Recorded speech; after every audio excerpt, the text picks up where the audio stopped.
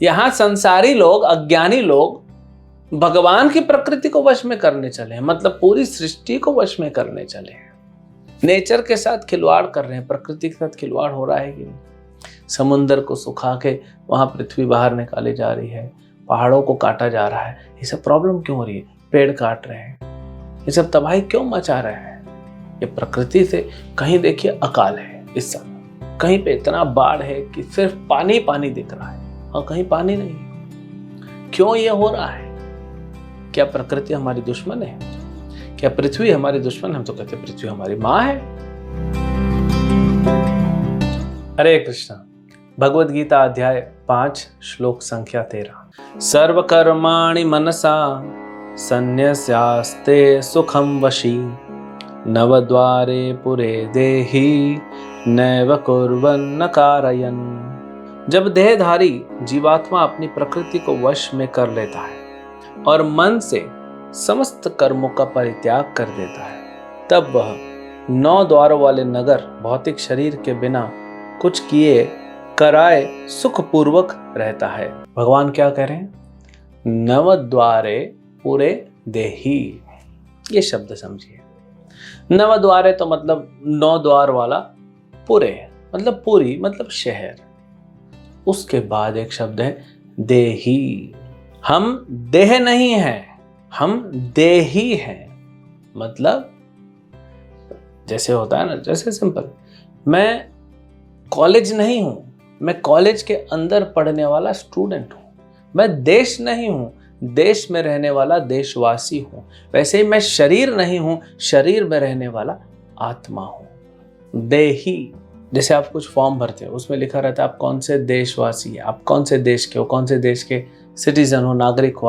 आप लिखते हो भारत लिखते हो कि भारतीय लिखते हो, इंडिया लिखते हो कि इंडियन लिखते हो, इंडियन लिखते हो। आप इंडिया नहीं हो, आप इंडिया में रहने वाले इंडियन हो, आप भारत में रहने वाले भारतीय हो। वैसे ही मैं शरीर नहीं हूं, हम कोई भी शरीर नहीं है, शरीर में रहने वाले आत्मा है। ये बात समझना चाहिए हमको। नवद्वार क्या है? हमारा शरीर जो है ये एक नगर के समान है जिसमें 9 द्वार हैं। 2 आंखें, 2 कान, 2 नाक, 6, 1 मुंह, 7 और 2 नीचे, 9। तो हम जो आत्मा है इस 9 गेट वाले शरीर में फंसा हुआ है। उसमें से हमको बाहर निकलना है। कैसे? संन्यास आते। संन्यास मतलब विरक्ति। तो क्या है वो विरक्ति? इसमें भगवान बताते हैं जो योगी या भक्त अपने प्रकृति को वश में करता है और सारी क्रियाएं त्याग देता है। त्याग को हम समझेंगे। अब भगवान क्या बोल रहे हैं? अपनी प्रकृति को वश में करता है, मतलब मेरा एक नेचर है ना, मेरी एक प्रकृति है, मैं उसको वश में करता हूँ।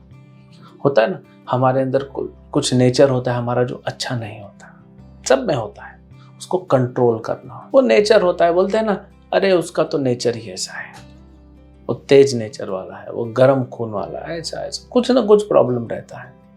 तो उसको कंट्रोल करना, नेचर के साथ नहीं रहना। अच्छा, भगवान कहते हैं अपनी प्रकृति को वश में करना। यहाँ संसारी लोग, अज्ञानी लोग भगवान की प्रकृति को वश में करने चले हैं, मतलब पूरी सृष्टि को वश में करने चले हैं। नेचर के साथ खिलवाड़ कर रहे हैं, प्रकृति के साथ खिलवाड़ हो रहा है कि नहीं। समुद्र को सुखा के वहां पृथ्वी बाहर निकाली जा रही है, पहाड़ों को काटा जा रहा है। ये सब प्रॉब्लम क्यों हो रही है? पेड़ काट रहे हैं, ये सब तबाही क्यों मचा रहे हैं? ये प्रकृति से कहीं देखिए अकाल है इस समय, कहीं पे इतना बाढ़ है कि सिर्फ पानी पानी दिख रहा है और कहीं पानी नहीं है। क्यों ये हो रहा है? क्या प्रकृति हमारी दुश्मन है? क्या पृथ्वी हमारी दुश्मन? हम तो कहते पृथ्वी हमारी माँ है, वो दुश्मन नहीं है। प्रकृति हमारी दुश्मन नहीं, लेकिन हम प्रकृति, भगवान की प्रकृति को कंट्रोल करने की कोशिश कर रहे हैं, इसीलिए हमको उसका फल मिल रहा है। समुद्र के तल तक पहुंच जाते हैं वहां से कुछ ना कुछ लाने के लिए। पृथ्वी में छेद कर करके पूरा कोयला निकाल दिया, पूरा पेट्रोल निकाल दिया। तो ये सब प्रकृति के अगेंस्ट है। तो अपनी प्रकृति को कंट्रोल करो, भगवान की प्रकृति को मत छेड़ो। क्योंकि अपनी प्रकृति को हम कंट्रोल नहीं कर पा रहे हैं, इसलिए हम दूसरों को डिस्टर्ब करते हैं और फिर उसका हमको रिएक्शन, कार्मिक रिएक्शन लेना पड़ता है। दूसरा कह रहे हैं ये शरीर जो कार्य कर रहा है इसको त्याग दो। आप समझिए बात को, कार्य को नहीं त्यागना है। यहां त्यागने की बात क्या है, विरक्ति की बात क्या है? शरीर को नहीं त्यागना है, शरीर कर्म को भी नहीं त्यागना है। वो तो हमने पहले पढ़ लिया, वो तो भगवान ने स्थापित कर दिया कि कोई कर्म को त्याग नहीं सकता। तो क्यों भगवान फिर बोलेंगे कर्म त्यागने के लिए?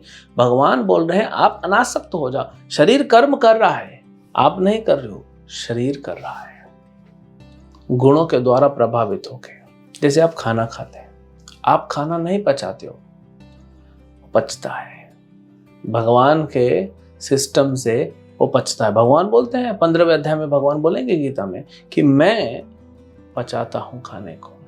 तो हम नहीं करते, तो अपने आप को स्वामी मानना बंद करना है कि मैंने ये किया, मैंने ये किया। नहीं, कुछ चीजें प्रकृति के गुण करते हैं, कुछ हमें भगवान कराते हैं। हम जितने भक्त बनेंगे उतना भगवान कार्य कराएंगे, और नहीं तो प्रकृति कराएगी। तो हमारा स्वामित्व नहीं जमाना है। रावण भी स्वामी बनना चाहता था, हिरण्यकशिपु भी स्वामी बनना चाहता था, क्या हो गया? दोनों ढेर हो गए। तो भगवान कृष्ण ही ईश्वर हैं, एकल ईश्वर कृष्ण, आर सब भृत्य, बाकी सब उनके सेवक हैं। तो जो करेंगे वो भगवान करेंगे। अब देखिए, भगवान तो पूर्ण शुद्ध है, सच्चिदानंद है। हम भगवान का अंश हैं, हम भी पूर्ण शुद्ध हैं, सच्चिदानंद है। यानी हम क्वालिटी में भगवान के समान है, क्वांटिटी में वे समंदर है, हम एक बूंद है। लेकिन क्वालिटी, गुणों में हम भगवान के समान है। लेकिन मूर्खतावश, अज्ञानतावश हम वो भूल गए, भगवान से अलग हो गए और यहाँ पे आ गए। और जो भगवान की शक्ति है, जो निचली शक्ति है, माया जिसको बोलते हैं, उसने पकड़ ली। जैसे गवर्नमेंट, आप गवर्नमेंट ऑफिसर हो, बड़ा प्रधानमंत्री का सेक्रेटरी हो, चीफ मिनिस्टर का सेक्रेटरी हो, बड़ा गवर्नमेंट ऑफिसर हो, पावर है। लेकिन आपने क्या किया? अपने स्वामी जो प्रधानमंत्री है उसके विरुद्ध हो गए। वो सही है, आप विरुद्ध हो गए, तो आप गलत हो। फिर क्या हुआ? पुलिस ने पकड़ लिया, जेल में डाल दिया। वो जेल भी प्रधानमंत्री के अंडर में ही कार्य करता है। लेकिन कहाँ तो आप अच्छे से आजाद घूम रहे थे, इतना पावर था, इतना सम्मान था, प्रधानमंत्री के साथ उठना बैठना खाना पीना था, अब जेल में पड़े हो। तो ऐसे ही भगवान जो हैं वे तो असली प्रधान हैं, हम उनके साथ थे, हम उनसे अलग हो गए, ये मूर्खता कर दी। अब भगवान की प्रकृति जो है जेल, उसमें पड़े। तो इसीलिए भगवान क्या कर रहे हैं? हमको बचाने के लिए आ रहे हैं, समझाने के लिए आ रहे हैं। भगवान आते हैं, गीता का उपदेश देते हैं, भगवान अपने भक्तों को भेजते हैं। तो गीता का उपदेश में क्या है? भगवान बता रहे हैं, देखो ये प्रकृति जो है ये बहिरंगा शक्ति है, तुम जो हो वो ऊपर क्वालिटी के हो, ये प्रकृति नीचे क्वालिटी की है, तुम क्यों इसमें फंसे हो? तुम समझो। तो भगवान हमें आत्म तत्व का ज्ञान देके याद करा रहे और बोल रहे हैं चलो मेरे साथ। भगवान हमको लेने आए। तो कैसे होगा? हम जब भक्ति करेंगे तब शुद्ध होंगे, फिर भगवान के धाम में जाएंगे। तब तक हम जब तक भक्ति नहीं करेंगे, शुद्ध नहीं होंगे, तब तक ये माया हमको छोड़ेगी नहीं, चंगुल में फंसा के रखेगी। माया बड़ी प्रभावशाली है, भगवान की शक्ति है, विशाल है, उसको पार पाना इतना आसान नहीं है। भगवान खुद कहते हैं 7वें अध्याय में, दैवी ही एष गुणमयी मम माया दुरत्तया। मेरी माया कैसी है, शक्ति कैसी है? दुरत्तया, इसको पार नहीं कर पाओगे।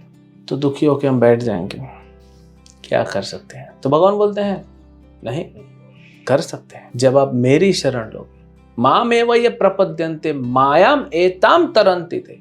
आप मेरी शरण लो, क्योंकि मैं तो माया का स्वामी हूं। जब आप मेरी शरण लोगे, माया आपको कुछ नहीं कर पाएगी और आप तर जाओगे। तो हमको क्या करना है? भगवान की शरण लेने। वही तो पूरे भगवत गीता में समझाया, शुरू से लेकर अंत तक वही तो बता रहे। फिर भी अर्जुन पूछता है एक चीज बताओ, बोलते हैं सर्वधर्मान परित्यज्य मामेकं शरणं व्रज अहम त्वं सर्व पापेभ्यो मोक्ष इष्यामि मा शुचः। वही तो शुरू से लेकर अंत तक वही कह रहे हैं, सब कुछ छोड़ो, मेरी शरण लो। यहाँ फंसे रहोगे जेल में, जेल का ये कमरा हो चाहे वो कमरा हो, चाहे जेल में ईस्ट फेसिंग हो या नॉर्थ फेसिंग हो, जेल जेल होता है। नहीं, मुझे ईस्ट फेसिंग कमरा चाहिए, सूर्य की किरण आनी चाहिए। नहीं, मुझे साउथ फेसिंग चाहिए, मुझे लेट उठना है, सूर्य की किरण नहीं चाहिए। वेस्ट फेसिंग, जो भी हो, दुख तो है। चाहे जेल में एसी हो या कूलर हो या पंखा हो या कुछ ना हो, दुख तो फिर भी है, क्योंकि बंधन का दुख सबसे बड़ा दुख होता है जीव के लिए। अगर आपको एक अच्छा 5 स्टार होटल में, 7 स्टार होटल में, दुनिया के बेस्ट होटल में, ऊंची इमारतों पे, बढ़िया टॉप फ्लोर पे आपको प्रेसिडेंशियल स्वीट लेके वहाँ पे आपको रुकने के लिए फैसिलिटी दिया, खाना पीना, नौकर चाकर, टीवी, फ्रिज, एसी सब है। दुनिया भर में किसी को भी आप फ़ोन लगा सकते हो, किसी भी देश के प्रधानमंत्री को, राष्ट्रपति को फ़ोन लगा तो वहाँ रुके हो, कितना अच्छा लगेगा। लेकिन वहाँ पे ले जाके आपको सोफे पे बैठा दिया, आपके हाथ बांध दिए, आपके पैर बांध दिया, गर्दन को ऐसे बांधा हुआ है, ऐसे ऊपर उठा के, मजा आएगा आपको? इतना फैसिलिटी है आपका। आप बोल सकते हो, बोलने का अधिकार है। आप बोल सकते हो कि मुझे कुछ खिला दो, तो आपके नौकर आपको आके खिला देंगे, लेकिन आपको मजा आएगा, आनंद आएगा? नहीं। जीव का सबसे बड़ा दुख ही है बंधन। बंधन ही सबसे बड़ा दुख है।